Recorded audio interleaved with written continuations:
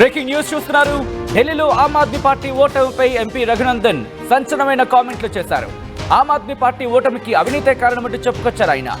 చెల్లె కవితతో కలిసి కేజ్రీవాల్ సీసాలమ్మి శీష్ మహల్ నిర్మించారంటూ కూడా సంచలన వ్యాఖ్యలు చేశారు ఆయన.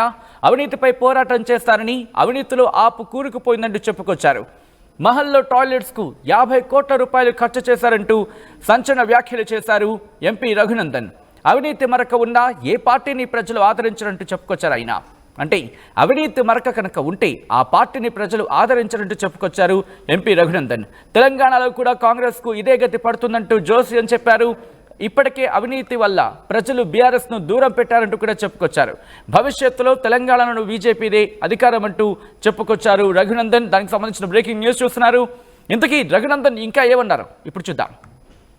3 దశాబ్దాల తర్వాత అస్థిర రాజకీయాల యొక్క రంగు రుచి వాసనని మార్చింది. మనమందరం ఒకటి అర్థం చేసుకోవాలి.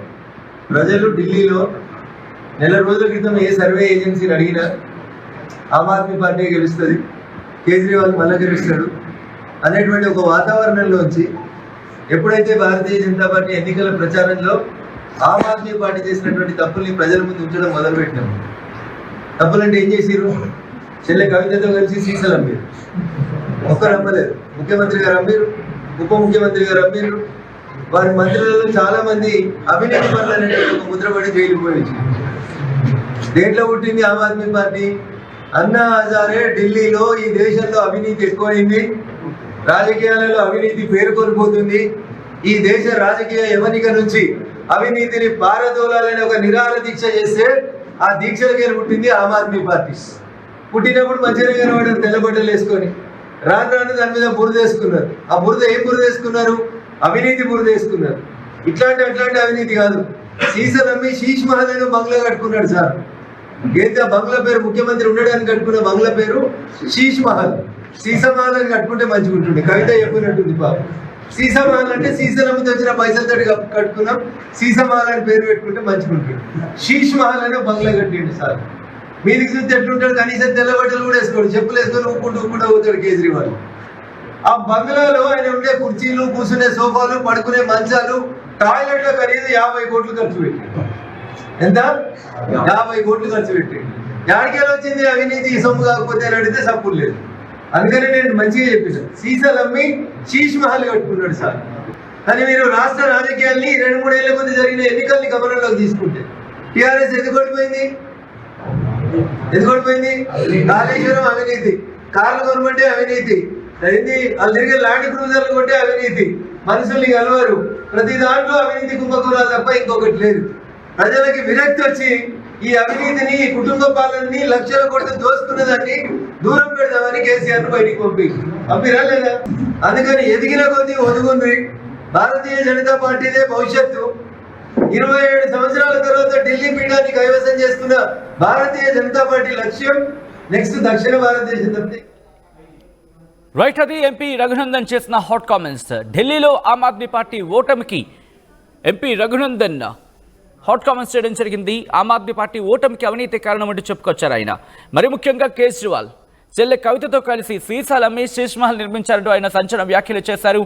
ఈ నేపథ్యంలో ఇటు భారతీయ జనతా పార్టీ తెలంగాణలో రాబోతోంది అంటూ కూడా జోస్యం చెప్పారు ఆయన. ఈ నేపథ్యంలో ఏం జరగబోతోంది, ఏమైనా వ్యూహాలు ఉన్నాయా భారతీయ జనతా పార్టీకి సంబంధించి, ఏం జరుగుతోంది తెలుసుకుందాం. మా ప్రతినిధి శ్రీధర్ అప్డేట్స్ అందించేందుకు సిద్ధంగా ఉన్నారు. శ్రీధర్, ఇటు తెలంగాణలో కూడా భారతీయ జనతా పార్టీ రాబోతోందంటూ ఆయన చెప్పుకొచ్చారు. భారతీయ జనతా పార్టీ వ్యూహం ఏంటి, ఏం జరగబోతోంది?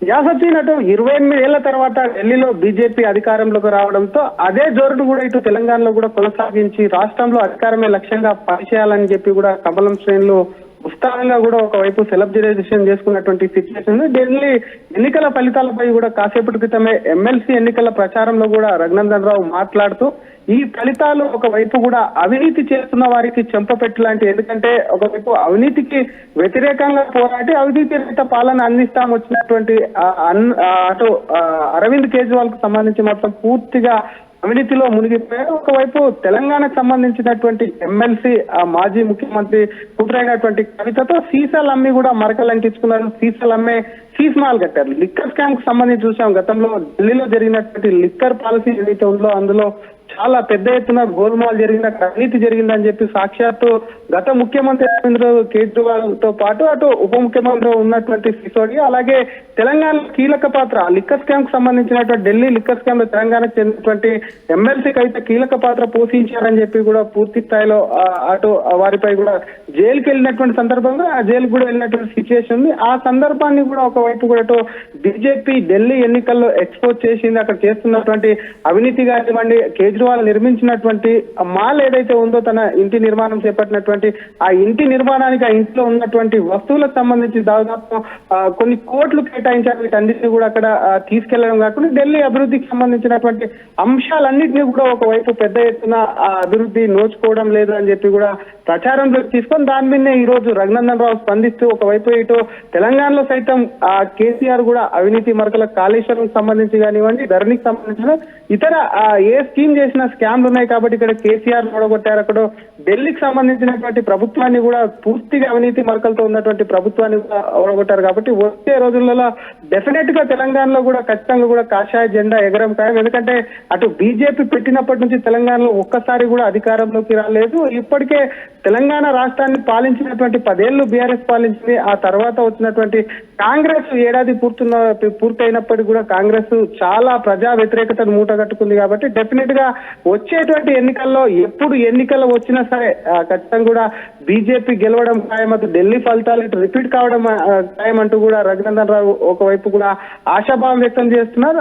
వ్యక్తం చేయడమే కాకుండా మరొక పక్క ఇప్పుడు ఉన్నటువంటి ఎమ్మెల్సీ ఎన్నికలు 3 స్థానాలకు కూడా ఎమ్మెల్సీలు జరుగుతున్నాయి. బీజేపీ నేతలు కూడా జోరుగా ఒకవైపు బండి సంజయ్, మరొక వైపు రఘునందన్ రావు, ఇతర ఎంపీలు సైతం కూడా పూర్తి స్థాయిలో నిమగ్నమై కూడా 3 స్థానాలు గెలిపే లక్ష్యంగా పనిచేస్తున్నటువంటి సిచ్యువేషన్ ఉంది. ఢిల్లీ ఎన్నికల ఫలితాల జోరు కూడా తెలంగాణలో కార్యకర్తల్లో మరింత జోషికి తీసుకెళ్లి కేంద్ర బడ్జెట్ కు సంబంధించినటువంటి అంశాలు ఏవైతే ఉన్నాయో వాటికి సంబంధించి ఇన్కమ్ ట్యాక్స్ కు సంబంధించినటువంటి అంశాన్ని కూడా ఇక్కడ ఆమ్ ఆద్మీ పార్టీకి సంబంధించి ఓటమి అంటే కనుక అక్కడ ఎలక్షన్స్ అయ్యాయి. ఎలక్షన్స్ జరిగిన తర్వాత అక్కడ ఓటమి, ఆ తర్వాత అంటే ఆమ్ ఆద్మీ పార్టీ ఓడిపోయింది. ఆ తర్వాత భారతీయ జనతా పార్టీ ప్రస్తుతం అధికారం చేపట్టేందుకు సిద్ధమవుతోంది.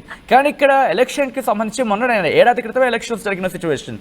అలాంటిది ఇక్కడ భారతీయ జనతా పార్టీ ఏ విధంగా వచ్చే అవకాశం ఉంది? అంటే ఎవరైనా ఎమ్మెల్యేలు టచ్ లో ఉన్నారా భారతీయ జనతా పార్టీతో అటువంటి చర్చ ఏమైనా జరుగుతోందా?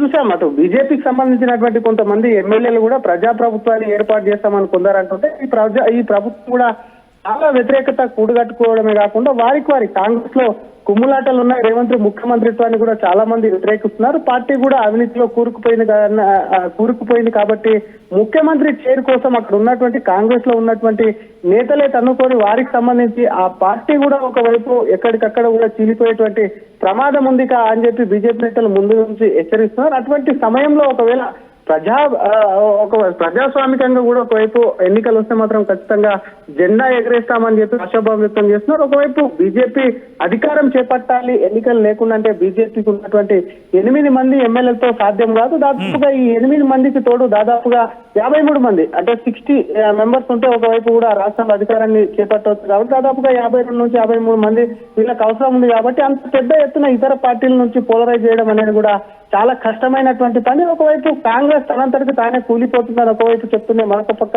బీఆర్ఎస్ కూడా ఒకవైపు ఇంటర్నల్ సంబంధించినటువంటి డిస్ప్యూట్ చాలానే ఉన్నప్పటికీ కొంతమంది ఎమ్మెల్యేలు అటు కాంగ్రెస్ పార్టీలో పోతే కాంగ్రెస్ లో ఉన్నటువంటి చాలా మంది అసంతృప్తులు కూడా బగ్గుమనేటువంటి అవకాశాలు ఉన్నాయి. సీఎం పదిపై కూడా గొడవలు వచ్చేటువంటి ఛాన్స్ ఉంది. కాబట్టి ప్రజా వ్యతిరేకతో ఇంటర్నల్ గొడవలతో ఎప్పుడైనా కూలిపోయే ప్రమాదం ఉంది. కాబట్టి 10 ఏళ్లు బీఆర్ఎస్ పాలన 1 ఇయర్ కాంగ్రెస్ వ్యతిరేకతో నెక్స్ట్ ప్రజలు తమ వైపే ఉన్నారు. ఎప్పుడు ఎన్నికలు అది ఏ విధంగా వచ్చినా వైపు ప్రభుత్వం కూలిపోయినా సరే లేదంటే సీఎం సంబంధించినటువంటి చైర్ కు సంబంధించి ఏదైనా గొడవ జరిగి వాళ్ళు కూలిపోయినా సరే డెఫినెట్ గా ఎన్నికల్లో తామే అధికారంలోకి వస్తామని ఆశాభావం వ్యక్తం చేస్తున్నా. నేరుగా ఢిల్లీ ఎన్నికలు ఎందుకంటే ప్రధానంగా చూసాం దాదాపుగా అంటే ప్రస్తుతం ఢిల్లీ ఎన్నికలు ముగిసాయి. ఆ తర్వాత అక్కడ సిచ్యువేషన్ కి సంబంధించి అంటే ముఖ్యమంత్రి ఎన్నిక లేకపోతే ముఖ్యమంత్రి ఎంపిక ఈ అడవుల్లో ఉంది అధిష్టానం.